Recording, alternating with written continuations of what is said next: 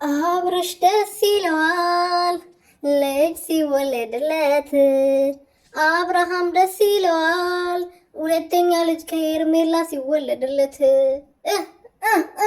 እያልን እንግዲህ እንቀጥላለን። ሄርሜላ እንግዲህ ያው እርግዝናው የት እንደገባ ባናቅም ፍርዬው ምን አለ መሰላችሁ አባት ደስ ይለዋል ልጅ ሲወለድለት ብሎ እንግዲህ እንደዚህ አስረግዟት ነው የወሰተውና አረ ፍሮዬ ይመችካው አይ ላቭ ዩ ሙጭጭ ይመችካ አንተ ማለት አንተ ትለያለህ ምክር ማለት ነውና እርግዝናው ብኖር ትላንትና እንደዛ ፍንቅር ባረጋት ኖሮ ነበር።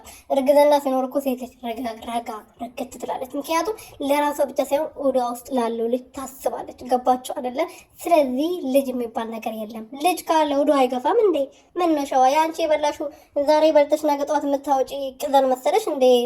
ልጅ እኮ ወዶ እያደገ ነው የሚሄደው። ዛሬ የበላሽው ምግብ ነገ ስለምታወጪ ወደሽ ትንሽ ይቀንሳል። ገባሽ አይደለ?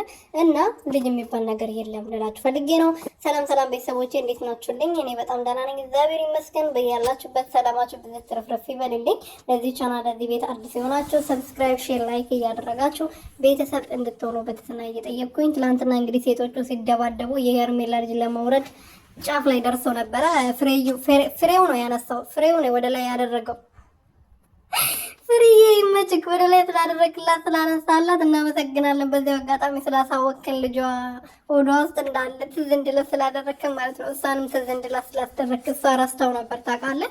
ሆዷ ውስጥ ልጅ መኖሩን ራሱ ከናካቴው ዘንግታው ስለነበረ ይሄን እኛንም እሷንም ስላስታወስከን እንወድሃለን፣ እናከብራለን። የሩትዬ መከታ፣ የሩትዬ ወንድም ወደ